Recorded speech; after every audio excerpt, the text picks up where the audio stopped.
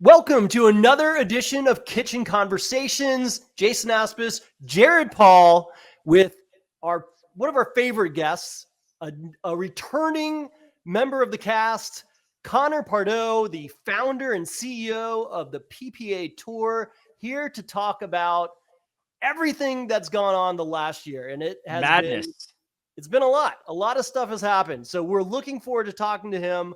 Before we do that, a shout out to our sponsors. We got FitVine Wines. FitVine Wines is the wine to go to when you're playing pickleball. No added sugar, no chemicals, no hangover. They guarantee you no hangover, even though that's not true. I just made that up, but they should make that a guarantee because I know I've drinking plenty of it and have not had a hangover. So go check it out, FitVine Wines. Let's go. Let's bring on Connor Pardoe. Connor, how are you, buddy? Doing good. Thanks for having me on, guys. I feel pretty honored to be a second timer here. I think I'm a part of a short list. Very short list. Correct. Yeah. Well, it's been about a year since we had you on, and quite a few things have happened. It's been a busy year, very successful year at that. So congratulations. I feel like PPA is growing by leaps and bounds and really forging itself as the premier place to watch the best pros play. Big news this last couple of weeks with what do we call it? A merger, an acquisition, a partnership, MLP and PPA finding common ground? Yeah, I think merger, partnership, I think both those two words fit quite well. And I think it's, something that a lot of people thought probably would never happen, including myself.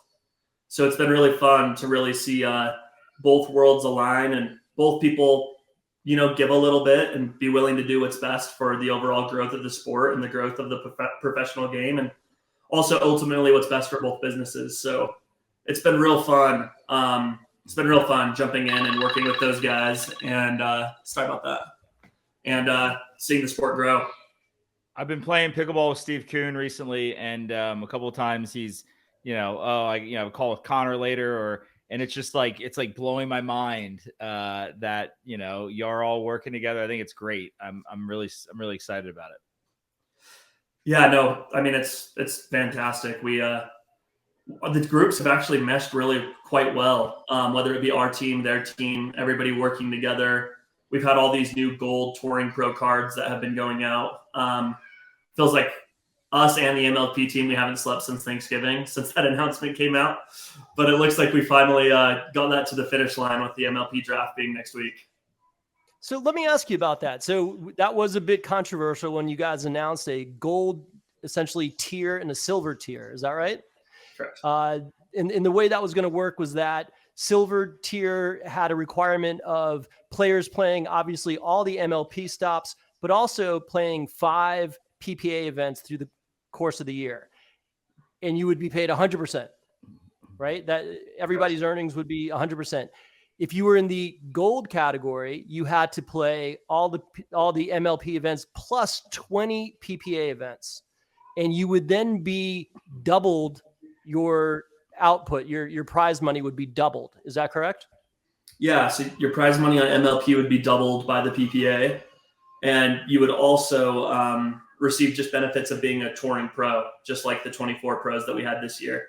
That's appearance fees, registration fees waived, marketing services, Hertz rental car. You've probably seen the pros that post those fun pictures with their Hertz rental car and all the benefits that come along with being a PPA player.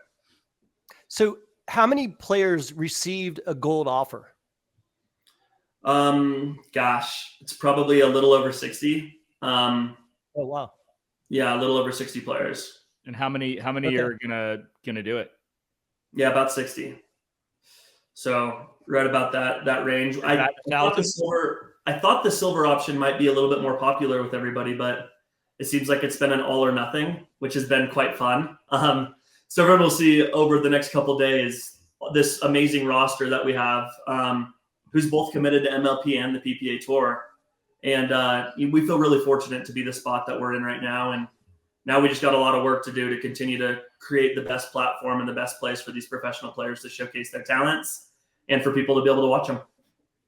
So let me ask you, let me kind of dig into that. Was that an offer that had to be extended from the PPA or MLP to the players, or could people just opt in and say, hey, I'll be gold and I'll play 20 events and that's what I'll choose?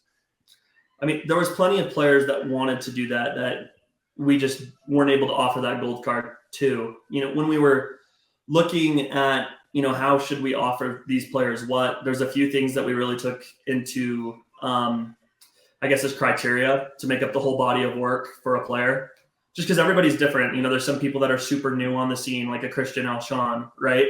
That might not have the individual accolades or even a proper DUPR. So there's different things that we took into consideration while we did this, and probably wasn't exactly perfect, but I think we did a pretty damn good job. So the first thing we did is we'd look at everybody's DUPR. We had everybody's DUPR and how they've performed. We looked at everybody's professional player ranking, whether that be on the PPA Tour and the APP Tour. And then last but not least, we looked at marketability and just kind of who are the upcoming people that we think people are going to want to watch play. And so as we did that, we went through and we obviously there's quite a few players that we need to fit on the MLP side of things, with there being 24 teams. And then who do we think could still offer something to the PPA Tour where we feel like they were going to help enhance what we were doing on our side and continue to raise the status quo for pickleball. Love it. Got it. And so we reached out and they were like, we want to do a gold card, and we just couldn't quite get there. Why did it matter? Why couldn't everyone have opted into the gold card status? Is there anything like, I guess you're doing things like Hertz and the marketing services. That's where it gets, because the prize money, really, it's only going to be to the people that win, and that's going to happen. Yeah, well, same with the guaranteed money, right? Like the appearance fee floor we did. Everybody that's a gold card member has some sort of appearance fee or some for showing up and playing events. And so we wanted to make sure we were giving that to people that we felt like were beneficial to grow the tour. Right. And so you're going to have 96 players, right, that will be drafted. Yes. Yeah. Is that right? 96 players. 60 will be gold status. So 2/3 will drafted. It would take a little bit, maybe some around 50 to 60 players. But not all of those are guaranteed to get drafted. They're not. So there's going to be some people that you're going to have a gold touring pro, or maybe someone that's been a PPA touring pro for a couple of years. There's a chance that they could not be drafted. There's a chance that they could be drafted in the Challenger League and not the Premier League. I mean, all that's going to get to the team owners. So, did Sam Query make the cut? Sam is going put his name in to be drafted in MLP, but he wouldn't be considered a gold touring pro now. Got it. All right. So DUPR and PPA forged an alliance, which is pretty exciting for the sport. I know that you guys had some relationship prior, but now moving forward, we're going to be using DUPR scores for bracket play for amateurs and for pros. Is that right? Yeah. So DUPR, I mean, it's the best rating system out there, bar none. And it's been such a great thing for our sport to be able to try to unify and rally behind one thing. And with MLP, and the PPA coming together, there was a lot of, it made a lot of sense to also find a way for pickleball.com and the PPA Tour and everything that we're doing to be able to form a relationship and a strategic alliance with DUPR. And so, yes, all amateur play will be done upon your DUPR ranking. We're really excited to integrate DUPR more into the software that we have for the amateur side of things. And I think people should be looking at DUPR as, this is it. This is the rating system that's going to rate our sport. And it's the one that all of us are going to get behind and we're going to support. And we think it's a real good thing. What's your take on UTR coming in? Yeah, I think that's interesting. And it's going to be fun to, I guess, see what they want to do with the sport. And I feel like we've got a pretty good handle on how things are going. And I know DUPR, right as of right now, there's nothing better than it right now at this moment. And so I think there's a lot of question marks with UTR. I can't really form an opinion on it yet until I see what they're going to bring to the marketplace and what they're exactly going to do. But I do think it's taken them quite some time. So at least they're seeing the growth of pickleball like everybody else, right? Do you have a baby dinosaur in the background? Oh, I've got 4 little kids. So if you're hearing screaming, I have four kids, 2 sets of twins. I'm really lucky. Whenever I think about, hey, when did we start the PPA Tour? I just remember my little boys are 3 years old. We started about 6 months before they were born. 2 twin boys, and then I have another set of twins. Believe it or not, they're 7 months old, a boy and a girl, and so it's just been real fun. You're not busy. You have tons of free time and just, you know. Well, you know how it is. You have a kid too, like what, around the same age as I think Grayson and Cannon, right? 2 or 3? Just one. She's 2 years old. Jason has 3 kids. Yeah, she's 2 though. Yeah, you have one right in between mine. Yeah, that's right. I remember you came over when we were playing pickleball at my house when you just barely had a kid. So yeah. Cool. So Connor, for the PPA and pickleball in general to be successful the way we all envision pickleball to be, it's really got to kind of make that leap from being a participatory sport to becoming a spectator sport. And I think, part of that obviously is growing the number of players, because the more people that play, the more people that understand the game, and they will want to watch the best people in the world playing that on television. But we're going to need a television deal, right? We're going to need to see production levels be made better. We're going to need to see, just everything fit out a little bit upscale. And I had an opportunity to travel a few weeks ago, and I saw Pardoe, and I was down in South Africa, and it was on TV nonstop. The production levels were really good, and you just kind of start to see that flip, that switch gets flipped in your head, and you realize, wow, I see how this thing becomes bigger and how it becomes monetized. Where are we first of all, congratulations. I know we have the bubbly Las Vegas tournament coming up. That's going to be on ABC. You guys have had great relationships with ESPN, the Tennis Channel. CBS twice, right? Yep. And so we're feeling very close, but when are we going to get a real TV deal that's going to change the economics of the sport? Yeah, I mean, that's a great question. I'm one of the few people that have seen the whole evolution of TV firsthand since when we really started from the beginning. And it's been really amazing to watch the whole progression of how TV and how pickleball has been accepted by these networks. One of the real confusing things that people had was, what's MLP, what's PPA, what's APP? How does this all make sense? I really want to do this. I want to be involved in pickleball, but I'm going to sit on my hands and I'm going to let y'all figure it all out. And so now that we have a little bit more clarity with the PPA and MLP partnership, I mean, that was step one to really trying to continue to move this thing forward. But look, guys, we've got buy-in from everybody right now, whether that be Fox, NBC, ABC, ESPN, CBS. I think we did over 100 hours on Tennis Channel this year. And if people just take a second and think about where we were a year ago from now, at this time, you guys, if people watched the Orlando event last year, that was the best PPA event we've done to date, by the way. Just the whole thing, the way it looked, the way it felt, the way that it was played, the way that it was produced. It felt like you were at this professional event, that you were at an ATP event or a PGA event, and you walked in and it passed the eyeball test. And we produced that event really well, by the way, as well. But that event a year ago was the first time we had ever been on Tennis Channel, 12 months ago. And you think oh my gosh, look at how far the sport's come in 12 months. What I can say to everybody is that it's going to grow even more in the next 12 months than it did the previous 12 months. And so we're on the right track, and we have the right people involved, especially with Tom and his group. Tommy's been around a lot of sports. He's done this. He's worked a TV deal out for his hockey team. And so it's not just me trying to figure out how we're going to make this work anymore, but we're surrounding ourselves with people that have been there and done that. And that's been real important, because I probably would have screwed this thing up if it would have just been me. I remember the first time I met you actually was in Atlanta. I guess this was a year and a half ago. And Atlanta was a great event. But I could tell you guys were kind of running around like chickens with your head cut off. And you had a team that you were just kind of piecing together. And I just think it's amazing what you've been able to accomplish. And I'm so happy for you that, you found someone like Tom, who I'm sure is acting as a mentor and also has just tons of experience in the space. So congrats on that. I think I think what you're saying is right. We just need to all be patient and realize how far we've come in the past 12 months. And I think 2023, there's just gonna be so much great development. So I mean, nothing's stopping pickleball. Like nothing's slowing it down. So many people are playing. People are going to want to watch.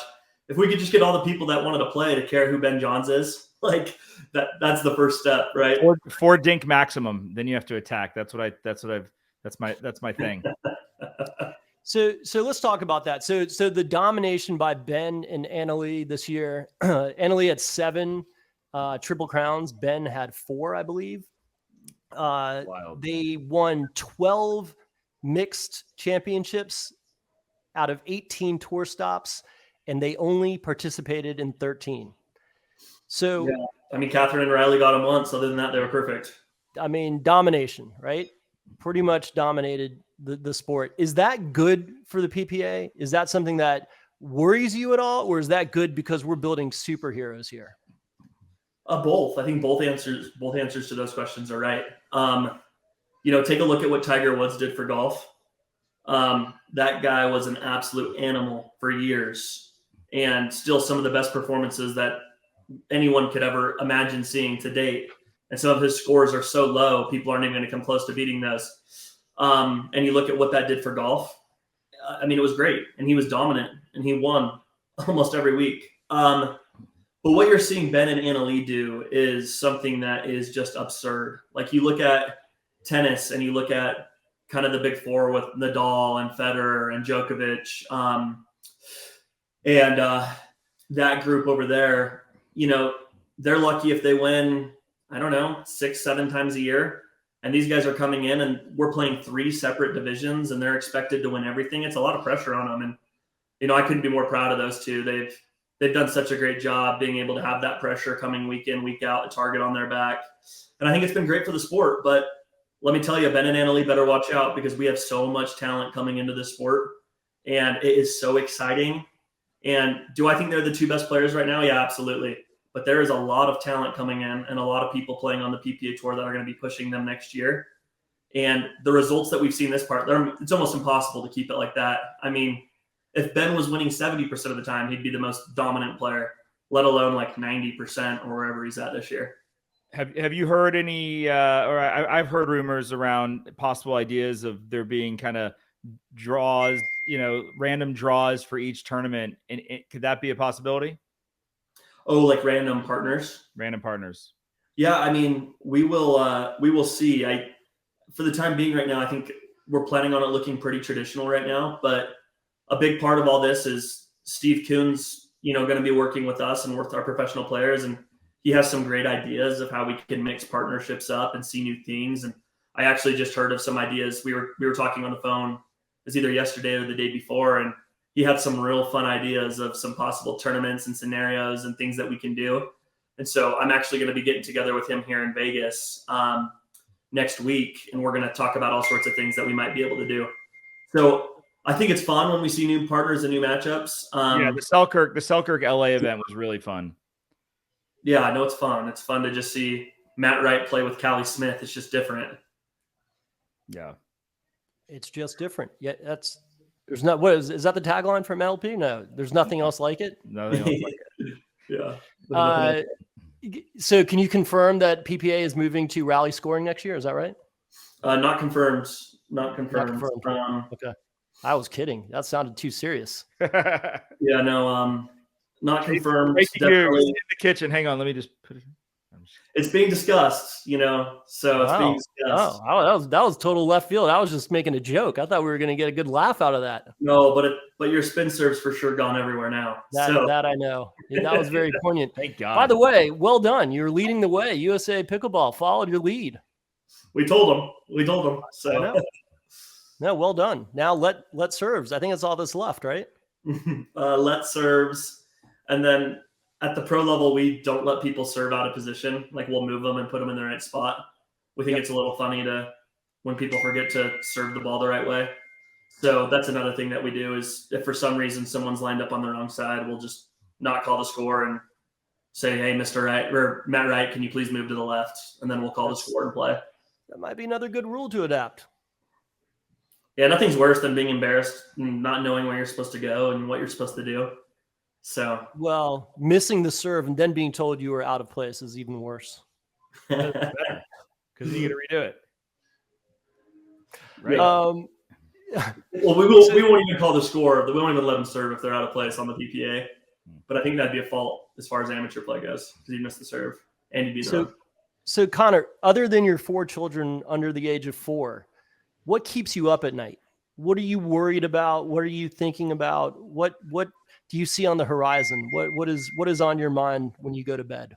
And who's getting numerous texts? Is that Jason or I'm assuming it's Connor? Yeah, sorry, I probably. Yeah, you're good. I figured it was Connor. If it was me, I would have been yelled at. I feel like it's a bunch of players. Like, a bunch of players here. What kind of rental car am I getting for Vegas? Right. Are you doing? Yeah, I know. We're gonna have to take you to the offsite Hertz lot. We're out of cars. It's something like that, right?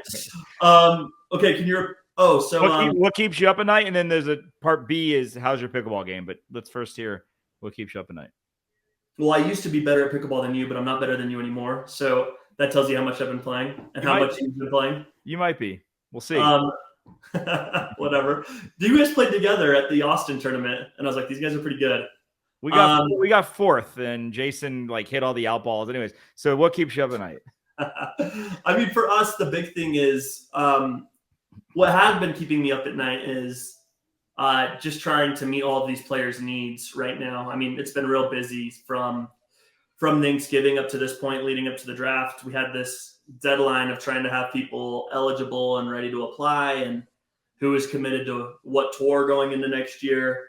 And so that had been where most of my time and where my mind has been lately. But I'm excited to get it back towards the things that are really going to matter to continue to grow the tour and to grow the professional sport.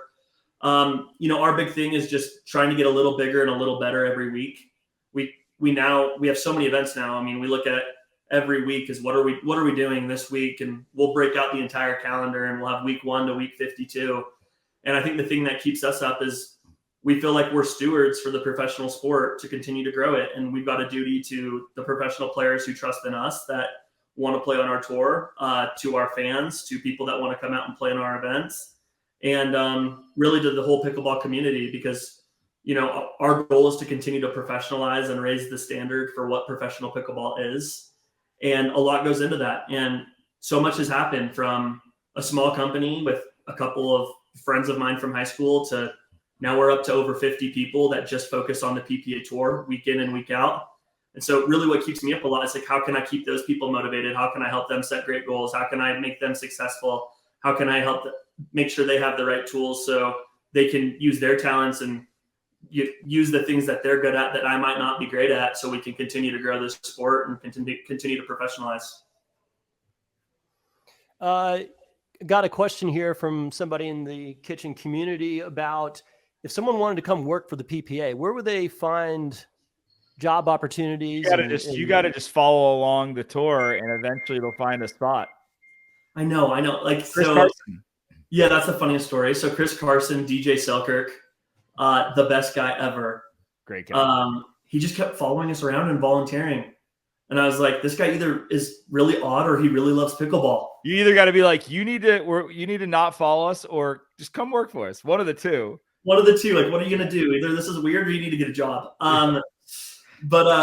No, if you can reach out online. We have an inquiry section on the PPA Tour website. We really don't post many jobs. A lot of it is, we have immediate needs and people know people that are in the sport. The other day a marketing job came up and somebody knew someone in Dallas who was a pickleball friend of somebody. So we've done a lot of hiring within the pickleball community, which has been fun. But we've also hired people that have just inquired on the website. So feel free to just put an inquiry in and someone will get back to you. Are you hiring any marketers, any community builders? Do you have a job for me? I mean, you guys, I don't think you need a job. You're pretty busy doing what you're doing. Talking about remarkable, the kitchen sure grown a lot. I remember when you guys started, I'm like, who is this guy? And why does everyone say they have a partnership? The good old days. So Connor, another question from Brendan in Australia. Are there any plans for international expansion for the PPA? I mean, I'd love to. I mean, we've had our hands tied here in the States right now, but pickleball has been growing and I think that'd be fun. Fun fact is I actually lived in Australia for 2 years. So I would love to do something there. I lived in. So you did your mission there? I did, yes. I'm LDS or Mormon. I did a 2-year mission in Melbourne, Australia, and I also was down in Tasmania for some time, and I absolutely loved it. So if we're going to go international, Australia is number one on my list. So Hobart. All right, so I'm with you. My wife's Australian. I got a lot of family in Australia. Let's go. I'll help you spearhead, the Australian PPA Tour. Kitchen can, prop it up. Tin slams and the whole 9 yards and Vegemite. Oh, Vegemite, I love it. Vegemite stands. It's a tough one. You love it or you hate it. Yeah, but Australia would be awesome. I think we've already dabbled into possibly doing a little, how like the NFL or the NBA, they'll go play a game internationally. Maybe doing a fun little series in between Europe and Asia, Australia. There's a few things that popped up where maybe we start that way instead of running a whole tour event, coming and doing almost like a little international exhibition series in summer of 24.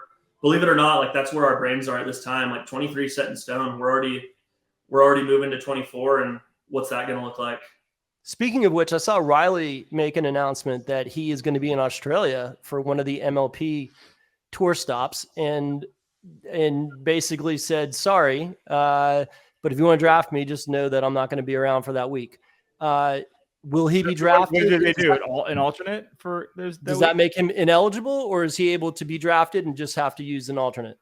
I mean, I don't speak for and behalf of MLP. You guys will have to go get with Brooks and Steve and Jill and Brian Levine and Ann and the. I think if Riley has to have an alternate, it should be me.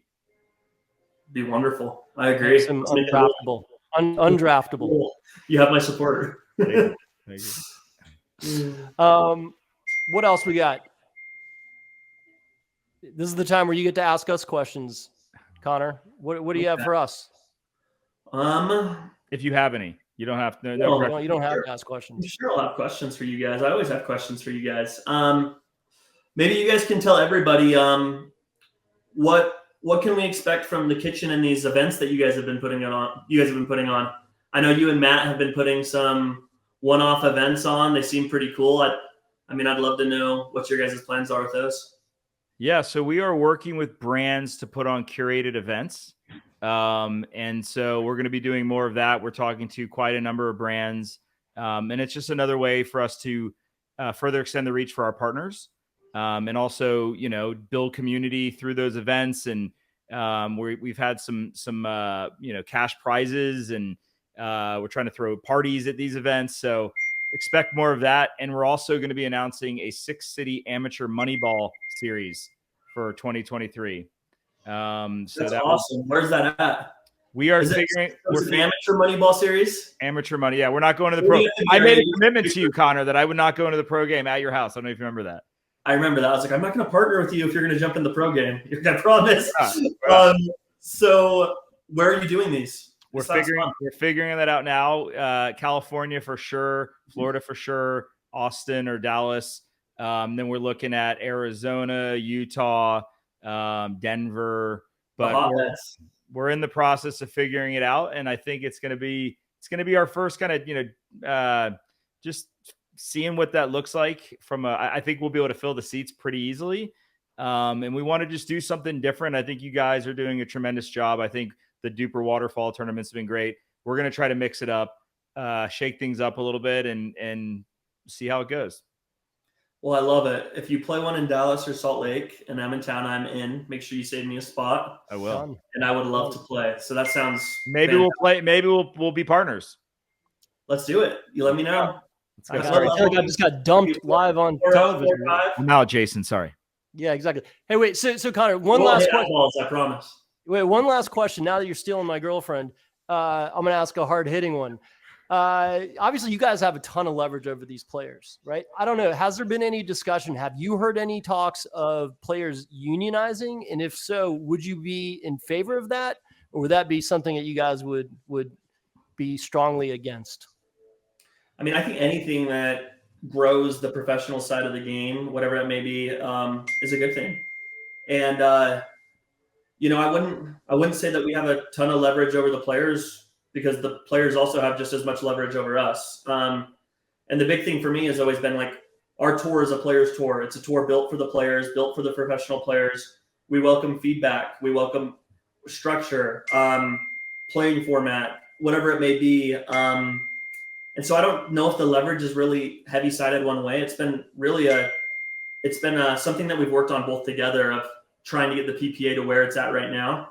And so, I mean, if that was something they wanted to do, I think that'd be great. But I think they have a pretty good process the way we do things now. So I wouldn't be for or against either. But and I definitely wouldn't say one group has more leverage on the other side. We've done a really good job up to this point, collaborating and working together. And I mean, you look at some of these people in pickleball that no matter who it is, the APP, PPA, MLP, you have a lot of people that have sacrificed time and effort and money and sweat to create something for these professional players where they can create a living for themselves and professionalize the sport. But the players have done just as much. Like, they've given their time and they've given their energy and they've given their support.